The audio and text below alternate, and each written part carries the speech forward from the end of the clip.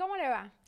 Bueno, les cuento que hoy nuestro tema en Descifrando el Coronavirus es el sistema neurológico y cómo se puede ver afectado por la COVID-19. De hecho, los especialistas ya tienen bien identificado cuáles son esas anomalías neurológicas que se dan en pacientes que tuvieron o tienen COVID-19.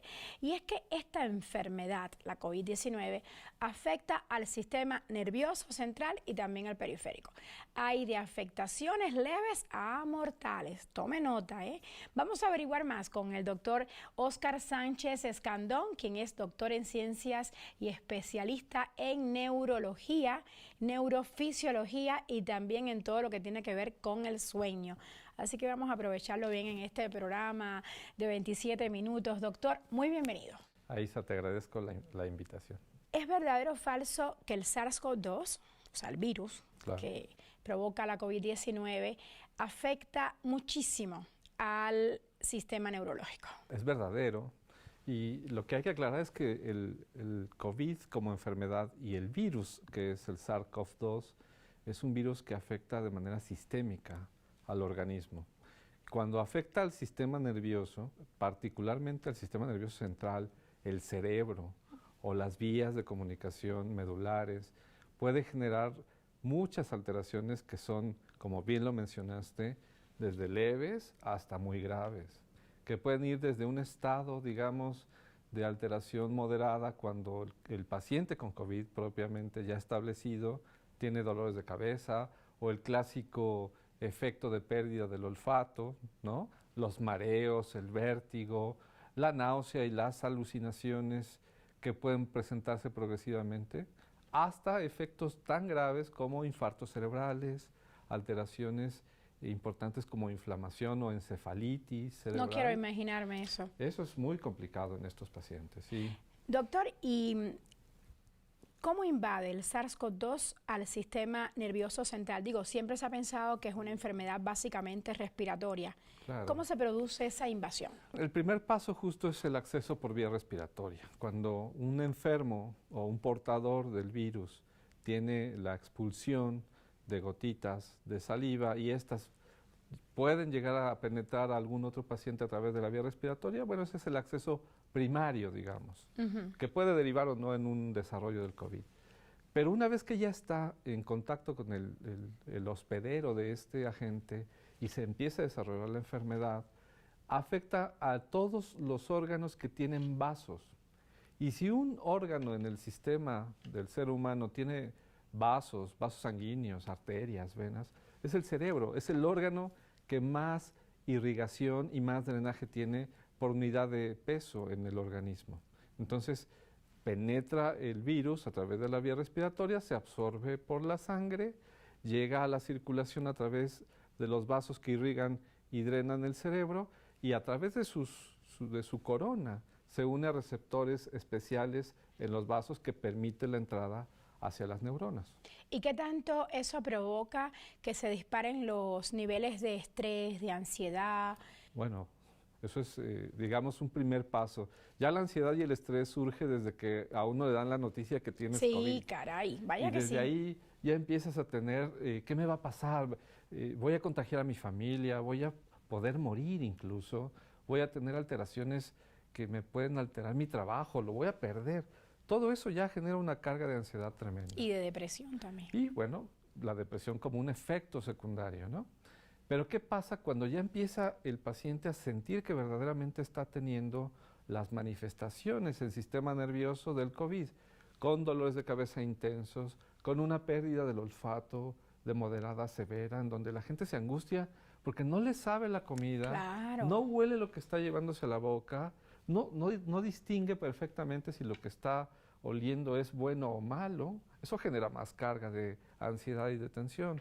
Y peor, cuando empieza a notar que tiene alteraciones muy focales como movimientos involuntarios, convulsiones, pérdida de la alerta cuando ya el COVID ha invadido suficiente el sistema nervioso. Explíquenos esto de pérdida de la alerta, doctor. Sí, cuando una persona ha tenido un proceso inflamatorio en el sistema nervioso de tal manera que se complica la circulación, puede llegar a perder el conocimiento, y a eso me refiero con pérdida del estado de alerta.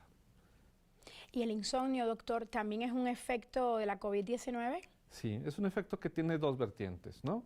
El que ya mencionamos de la noticia súbita de recibir la señal o el reporte de que tienes en un estudio positivo para SARS-CoV, y el otro es la afectación propiamente dicha. ¿Cómo afecta al sueño? Bueno, primero, la afectación, digamos, emocional tiene que ver con la angustia que genera saberse enfermo, saber que puede contagiar a la familia, saber que puede tener pérdida del trabajo, ¿no? Esa es una primera etapa. Sí. ¿Y después cómo nos afecta? Después, cuando ya viene la infección al sistema nervioso, empieza a haber alteraciones en todos los órganos y todas las, digamos, partes que generan el sueño en el cerebro. Puede ser el tálamo, puede ser los núcleos que promueven la vigilia, que se ven alterados, y los que producen el sueño se ven alterados. Se vuelve un caos todo esto e impiden que el paciente pueda conciliar el sueño durante la noche. Y hay casos reportados de pacientes que no han dormido y llegan a psicosis después de varios días por la ansiedad y por el efecto directo del virus en el sistema nervioso. ¿Pudiéramos hablar como de varias etapas de afectación? Es correcto, sí. La primaria o la inicial consta de esta penetración al sistema nervioso central a través de los vasos sanguíneos, como habíamos comentado, y el efecto que hace el virus. A través de sus coronas mete la llave, ¿no?, a estos receptores en los vasos y permite el acceso hacia la célula. Una vez que entra a la célula, puede dirigirse directamente o no al núcleo. Normalmente lo puede hacer a través de los ribosomas, que son los órganos que producen o que la maquinaria principal de las células, y a partir de ahí engañarlo y empezar a producir sus propias réplicas virales, ¿no? Y esto lo hace, y es muy importante, lo hace con una cautela tal, y por eso es especial este virus, lo hace con una cautela tal que no activa los sistemas inmunológicos primarios.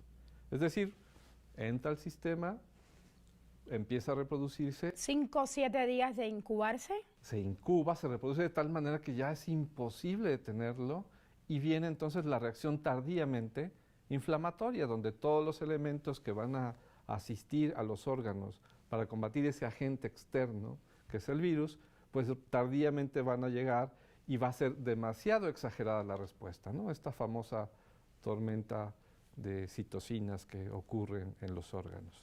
Estas anomalías neurológicas que usted también ha descrito, ¿se presentan igual en un paciente que está grave con la COVID-19 o en un paciente asintomático? No, no son iguales. De alguna manera, los pacientes que son más susceptibles a desarrollar la enfermedad grave, y estos son los que ya conocemos, enfermos de diabetes, con comorbilidades. Y con comorbilidades que pueden estar deteriorando su organismo, y también con el efecto de algunos fármacos que toman para atender sus enfermedades que pueden facilitar el efecto del virus, ¿no? En esos casos es mucho más fácil esperar que se complique la enfermedad que en aquellas personas que no tienen enfermedades, que no hay comorbilidades, que son más jóvenes, que tienen cierto grado de mantenimiento en su buena condición. ¿Esto ocurre lo mismo en pacientes adultos mayores? Claro. ¿Que en jóvenes existe el mismo...? El mecanismo, digamos, de inicio de la enfermedad es el mismo, pero las reservas, tanto inmunológicas como de energía propiamente dicha, en los pacientes adultos mayores es menor. Y hay otros factores que tienen que influir en eso. Los adultos mayores están durmiendo menos que nuestros jóvenes, bueno, que un adulto joven. ¿Por qué? Porque los mecanismos de deterioro, digamos, progresivo en su estructura cerebral va disminuyendo la capacidad de integrar sueño de calidad. Ahora bien, no a todo el mundo le da dolor de cabeza, no Claro. todo el mundo pierde el olfato o el gusto, pero los que sí lo pierden o tienen las cefaleas estas intensísimas que provoca la COVID-19 deben preocuparse mucho y pensar en que pueden tener secuelas más adelante. Pues mira, hay casos en donde digamos que lleva el camino dos vertientes. Aquellos que tienen síntomas muy molestos como dolores de cabeza o pérdida del olfato, en donde después de cierto periodo de tiempo recuperan su estado, pueden ser 2 o 3 meses, o aquellos que tienen una curva de agravamiento sostenida y van a tener una complicación neurológica más adelante, ¿no? ¿Y cómo sabemos eso, que podemos tener una complicación neurológica más adelante? Es difícil predecirlo. Y seguramente antes de que ocurra la complicación neurológica habrá un ataque general en su condición, ¿no? Que, por ejemplo, lo lleve a un servicio de urgencias y que de ahí empiece a desarrollarse la afectación más grave al sistema nervioso. Entonces, si presento anosmia, voy a tocar madera, o el dolor de cabeza tan intenso, Sí. quiere decir que se abre ahí como una puertecita de probabilidades de que tengamos algún problema neurológico, incluso subyacente, que ya estaba ahí y se despertó con la COVID-19. Pues esos signos son ya una afectación del sistema nervioso. Allá es afectación. Eso ya es una afectación. Que progrese o no va a depender de muchos factores, ¿no? Ya dijimos la edad, las comorbilidades, el efecto del estado inmunológico propio de cada persona, y si se da la mezcla en este caldero de cosas, pues viene el veneno para el sistema nervioso, en donde pues invariablemente se complicará por esta enfermedad. Ahora bien, si usted presenta estos problemas neurológicos durante la COVID, ¿esto quiere decir que segurísimo va a tener después de por vida problemas neurológicos? Es algo que todavía no podemos responder. Está en el aire, Exacto. está por verse, porque Sí. estamos viviendo esto en tiempo real. ¿Sabes? Interesante. Hay investigaciones muy importantes últimamente que han demostrado que, por ejemplo, los pacientes que empezaron con estos pequeños síntomas neurológicos, en una reinfección los pueden desarrollar mucho más severamente, ¿no?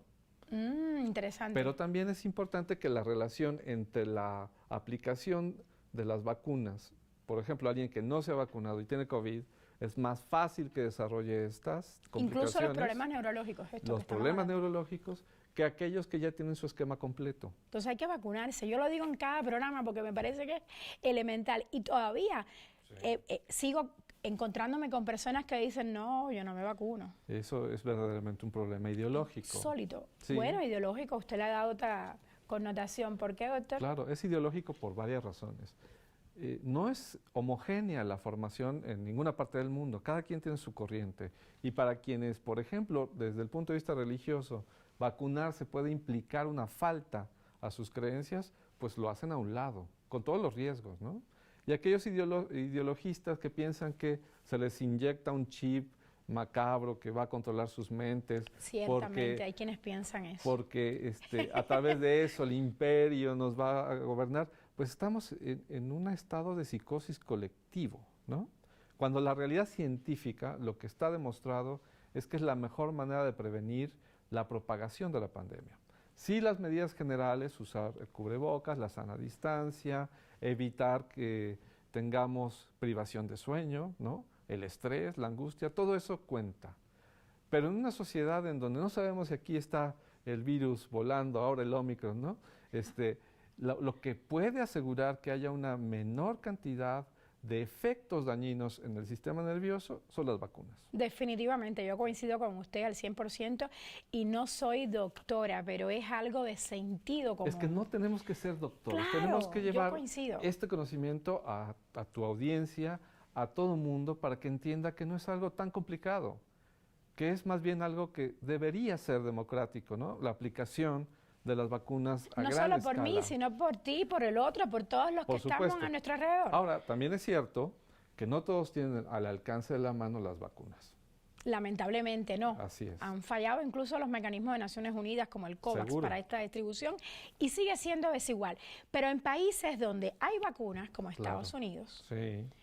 pues hay mucha gente que se niega a vacunarse. Por suerte en México no está ocurriendo eso, ni en otros países, por ejemplo Cuba, que desarrolló su propia vacuna y la verdad todo el mundo se ha querido vacunar. Con esto, doctor, le propongo hacer una breve pausa. Correcto. Y luego vamos a hablar, cuando regresemos, de secuelas y más secuelas, cómo se pueden prever. En breve, regresamos con más de Descifrando el Coronavirus.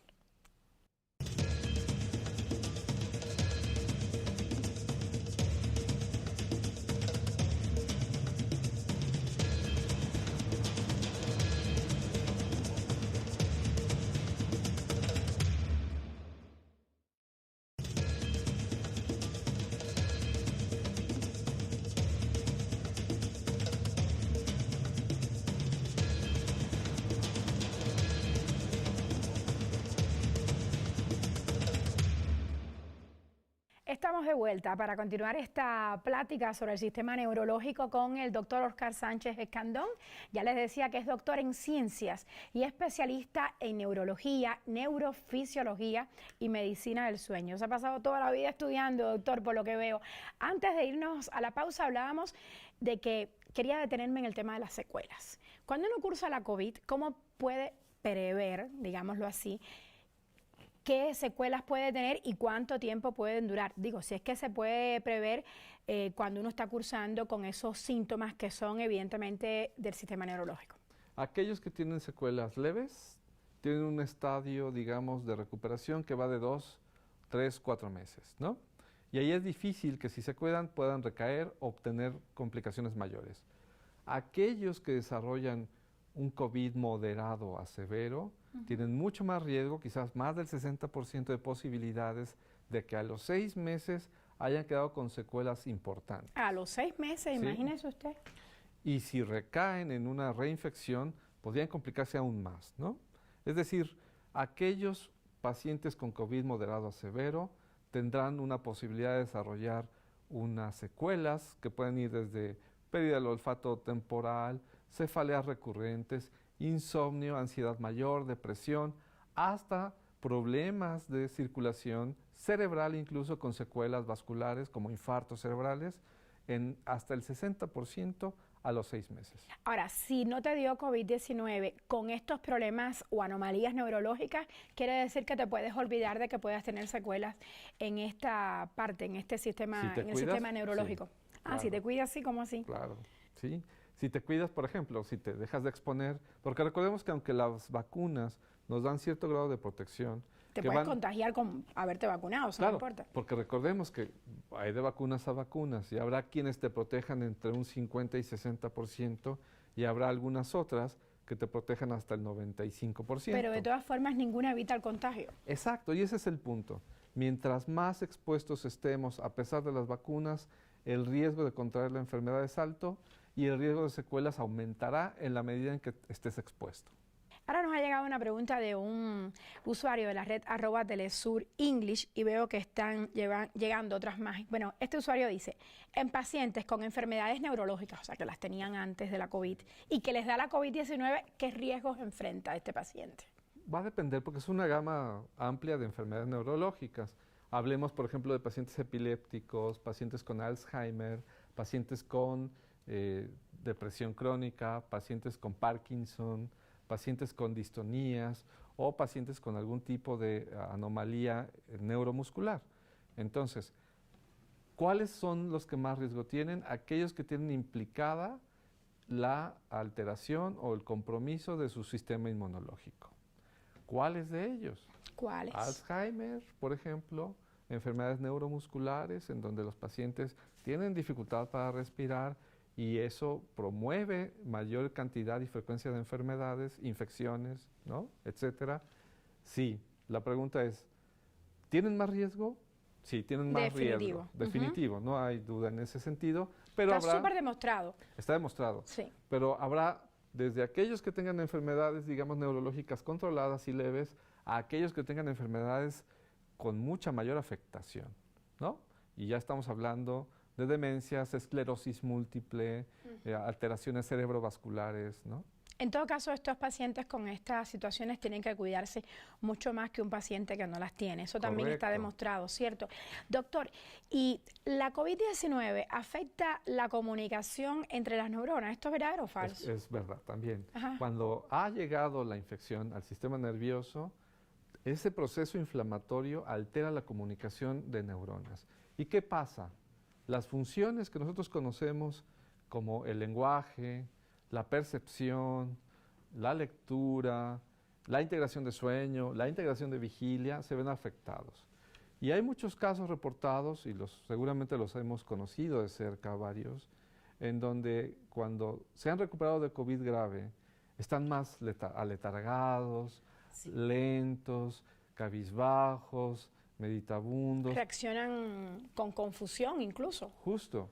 Y si han tenido lesiones cerebrales, por ejemplo, aquellos que han tenido infartos asociados al COVID, infartos cerebrales o embolias, ¿no?, tienen mucho mayor secuelas asociadas a estas alteraciones es la comunicación. A ver, entonces la COVID puede provocar infartos cerebrales o embolias. Sí, claro. ¿Cómo así? ¿Eso en qué grado se da? ¿En qué estadio de la enfermedad? Bueno, ya cuando es grave y cuando has tenido, por ejemplo, trombosis, ¿no? Porque finalmente lo que está afectado principalmente es la circulación sanguínea, ¿no? Okay. Y si está afectado, se promueven estados de hipercoagulabilidad. ¿Qué es esto? Los pacientes tienen más propensión a generar coágulos. Y esto puede atacar desde los pulmones, por supuesto, el hígado, los riñones, pero también al cerebro. Por eso uno de los medicamentos que siempre te dan cuando tienes COVID de moderado a grave es un anticoagulante. Correcto, muy bien. Y evitar entonces, por consiguiente, embolias, infartos cerebrales y todo eso. Correcto, así es. Hay que tocar madera, doctor. Sí. Por segunda vez en este programa. Usted está hablando de cuestiones ya tremendas, pero que se pueden dar y hay que conocerlas. Y hay que conocerlas, hay que decirle a la gente que se cuide de eso, que crea que lo tiene cuando lo tiene y que se atienda cuando tenga oportunidad de hacerlo. Usted mencionó la epilepsia y hay un usuario de la red @TelesurTV que nos dice el riesgo de contraer COVID-19 en personas con epilepsia es mayor al de la población en general. Yo diría que no en la medida en que está controlado, sí en la medida en que está descontrolado. Doctor, ¿y las neuropatías? ¿La COVID-19 puede generar neuropatías? ¿Qué cosa es esto de las neuropatías que ahora a todo le dicen esto es neuropatía y le agregan diabética o neuropatía, Claro. neuropatía no sé qué y no sé qué? ¿Qué es esto? Mira, las neuropatías son un grupo de enfermedades de los nervios periféricos. Esto es, aquellos nervios que nos dan la sensibilidad y la fuerza, principalmente también controlan el automatismo, por ejemplo, la frecuencia cardíaca, la frecuencia respiratoria, las sensaciones de postura y nos tenemos que acomodar. Bueno, todos esos nervios participan en que nuestro organismo esté equilibrado, ¿no? Cuando hay COVID, este mismo efecto de daño a los vasos sanguíneos afecta también a los vasos que nutren a esos nervios. Interesante. Y entonces, al verse afectados los vasos que llevan los nutrimentos a los nervios, estos se ven complicados progresivamente. Otro usuario nos pregunta justo sobre este tema, si hay algún síntoma neurológico ante el que deberíamos estar muy atentos. Sí, en general, si la familia tiene algún tipo de enfermedad neurológica que pueda ser heredada, por supuesto que hay que estar con mayor precauciones, sí. Usted también nos habló de la enfermedad del Alzheimer. Correcto. Creo que también tocar madera por tercera vez en el programa. Y nos pregunta un usuario, de nuevo, de @TelesurEnglish, y dice, mucho se escucha que en las personas con enfermedad de Alzheimer, el sistema inmunológico podría no ser del todo normal. ¿Esto es falso o verdadero? Es verdadero, sí. Hay cierta implicación. ¿Y esto por qué? Porque ocurre que la regulación de la limpieza... ¿Por qué da el Alzheimer? El Alzheimer es una enfermedad por acúmulo de sustancias tóxicas. Hay una que se llama alfa-sinucleína. Y esta sustancia se acumula alrededor de las neuronas y las va destruyendo poco a poco. Hay una falla en los mecanismos de limpieza que está muy estrechamente relacionada con el sistema inmunológico. ¿Por qué ocurre en edades mayores? Avanzadas. Porque el sistema inmunológico se va deteriorando progresivamente. ¿Podemos nosotros generar también mecanismos de limpieza para resetear el cerebro de vez en cuando estamos muy cargados? No, lo podemos hacer a través de nuestros hábitos. El sueño, por ejemplo. Dormir bien es la principal manera de hacerlo, ¿no? La dieta, una dieta sana, rica en antioxidantes, nos puede ayudar, ¿no? Y nada de comida. Las grasas saturadas son el peor enemigo del sistema nervioso después de cierta edad. Y los pacientes neurológicos, con tratamientos neurológicos, que reciben tratamiento neuromodulador, ¿estos pacientes deben suspender su tratamiento si les da COVID? No, no de inicio, digamos. Si es un COVID leve, tiene que continuar con su tratamiento, porque es importante evitar que la enfermedad que subyace, te puedo decir que una que se trata con neuromoduladores es la esclerosis múltiple, que es una enfermedad autoinmune en el sistema nervioso central, debe continuar con su tratamiento. Si el paciente se complica y el efecto cruzado de los medicamentos para atender el COVID no es compatible con su neuromodulador, hay que suspenderlo. Eso se lo tiene que decir un médico. Pero eso hay que hacerlo seguramente en un ambiente hospitalario, vigilado y cuidado para que no se complique de más, ¿no? Doctor, otro usuario de la red @TelesurTV nos pregunta en relación a eso. Quiero pensar que es así. Si la enfermedad neurológica altera también el sistema inmunológico, ¿cómo puede prepararse una persona para estos tiempos? Muy bien, esa es una pregunta complicada, porque hay ciertas enfermedades inmunológicas que alteran al sistema nervioso y que la única manera de poderlas corregir son con medicamentos neuromoduladores, con mejoría del estado de su condición inmunológica, y es justamente lo que está alterado en el COVID. O sea, el riesgo es altísimo de complicaciones en estos pacientes. ¿Qué hay que hacer? ¿Qué hay que hacer? Esa es la pregunta. Hay que cuidar el tratamiento, hay que dar los medicamentos que no tengan interacciones negativas con el fármaco que toma el paciente con enfermedad neurológica, inmunológica, y hay que observar la evolución del paciente en todo momento. A ver, usted nos dijo al inicio del programa que los síntomas pueden ser desde un dolor de cabeza hasta un ataque cerebral. Pero Sí. ¿cómo uno sabe que está presentando un ataque cerebral?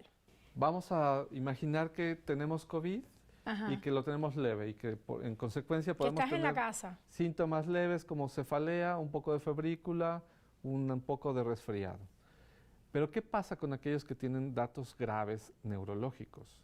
Aquellos que tienen, por ejemplo, hemorragias cerebrales o la simple inflamación cerebral, tendrá cefaleas intensas o dolores de cabeza intensos, alteraciones del estado de conciencia que pueden ir desde un estado de agitación hasta un estado de somnolencia, crisis convulsivas que pueden ser prácticamente detectables por cualquiera porque el paciente está convulsionando y perdiendo la conciencia, o bien datos de debilidad o pérdida de la fuerza en alguna región del cuerpo cuando ya ha habido un infarto cerebral. Doctor, un último mensaje para nuestra audiencia. ¿Cómo estar bien para no tener ninguna de estas cosas que usted está mencionando, que son bastante preocupantes? Yo creo que debemos hacer conscientes a nuestros audioescuchas y videoescuchas de que la enfermedad, el COVID, es real, está presente, no ha terminado la pandemia, tenemos que cuidarnos más, ser más respetuosos y sobre todo más solidarios con la gente que tiene menos recursos para poderse atender. Gracias, doctor Oscar Sánchez, por estar hoy con nosotros en Descifrando el Coronavirus. Y bueno, todo diagnóstico de enfermedad neurológica ya lo escucharon. Es difícil para pacientes y familiares, pero el asunto aún es más preocupado hoy en día porque estamos viviendo una pandemia, lo decía el doctor Oscar Sánchez, no se ha acabado la pandemia. Entonces, por eso les sugiero tomar en cuenta todas estas recomendaciones que se dieron hoy en nuestro programa de la voz del doctor Oscar Sánchez. Y bueno, ante cualquiera de los síntomas que refirió él, acudir rapidísimo al médico. Cuídense mucho, los veo de hoy en 8 días. Hasta pronto.